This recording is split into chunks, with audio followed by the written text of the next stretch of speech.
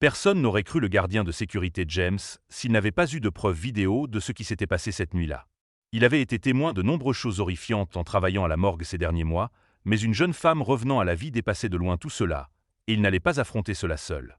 La police a d'abord pensé que James faisait une blague. Une femme revenant d'entre les morts à la morgue? Ouais, bien sûr.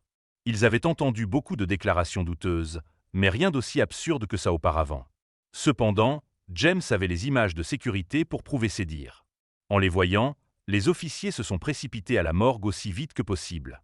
James avait gardé toutes les portes fermées, donc la femme, vivante ou morte, devait encore être à l'intérieur. Ce qu'elle faisait, personne ne le savait, mais les officiers étaient déterminés à mettre rapidement fin à cette folie. La police a fait irruption à la morgue, et il ne leur a pas fallu longtemps pour trouver la femme, mais ce qu'ils ont vu les marquerait à jamais. Comment cette femme est-elle revenue à la vie? Que lui était-il arrivé? Et qu'ont rencontré les policiers à l'intérieur de la morgue? Mais avant de commencer notre histoire, écrasez le bouton « J'aime ». Assurez-vous de vous abonner et d'activer la cloche de notification pour ne manquer aucune nouvelle histoire. Il n'y a pas grand-chose de plus effrayant que les gardes de nuit à la morgue. James travaillait ici depuis des mois, mais il ne se sentait toujours pas complètement à l'aise parmi tous les cadavres autour de lui. Et cette nuit en particulier, quelque chose allait se passer qui assurerait qu'il ne le serait jamais. Le corps d'une jeune femme a été amené à la morgue.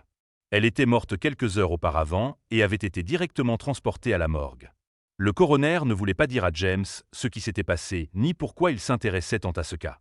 Tout ce qu'il fit, c'était d'instruire James de ne pas regarder les caméras dans la salle d'opération. James trouva cela un peu étrange. Le coroner faisait habituellement les autopsies pendant la journée, pendant ses heures de travail, et certainement pas au milieu de la nuit. Et pourquoi n'était-il pas autorisé à regarder les images des caméras? Ce n'était pas comme s'il n'avait jamais vu un cadavre auparavant. James a aidé le coroner à amener le corps de la femme, mais dès qu'ils eurent fini, le coroner lui ordonna de sortir et de prendre sa pause. Mais cela n'allait pas arriver.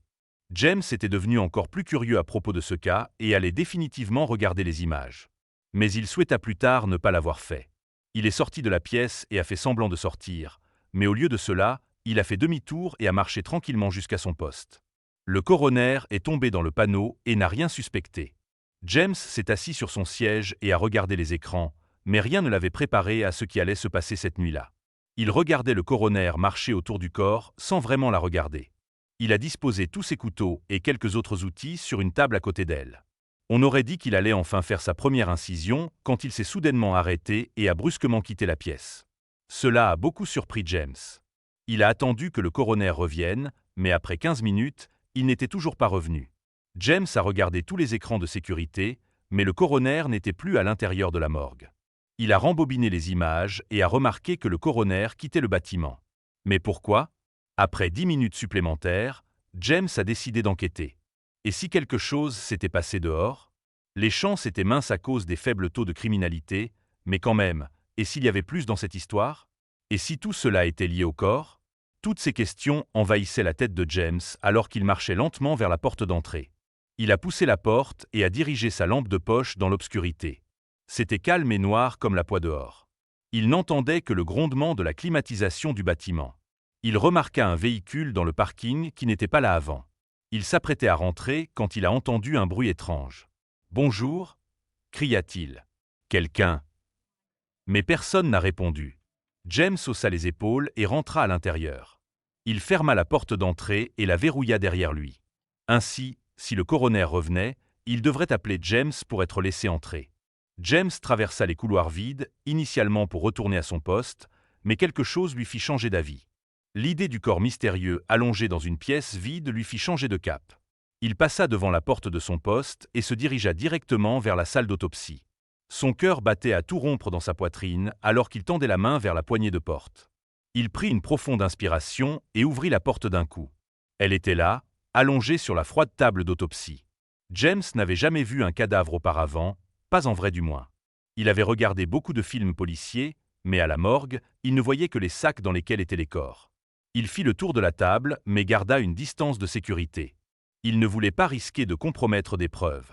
Être dans cette pièce sans le coroner était déjà mauvais, mais avoir ses empreintes digitales sur sa peau serait encore pire. Il resta dans la pièce quelques minutes de plus. Alors qu'il était là, une brise froide balaya la pièce, le faisant frissonner. L'esprit de James s'emballa avec toutes sortes de scénarios. Se pourrait-il que la femme ne soit jamais vraiment morte? Peut-être s'agissait-il d'une sorte d'anomalie médicale, un cas rare où quelqu'un semblait mort mais ne l'était pas. Ses pensées furent interrompues par un léger grincement. Son cœur battait la chamade alors qu'il se tournait vers la porte, s'attendant à moitié à ce que le coroner entre. Mais personne n'était là. Il jeta un coup d'œil au corps sur la table, remarquant quelque chose d'étrange. Sa main. Elle était dans une position légèrement différente de celle d'avant. L'avait-il imaginé? Son esprit lui jouait-il des tours dans cet endroit lugubre et silencieux? James savait une chose avec certitude. Il avait besoin de réponses, et il en avait besoin rapidement. Ce n'était pas possible, n'est-ce pas? James espérait avoir imaginé cela, mais il n'y avait qu'une seule façon de le savoir.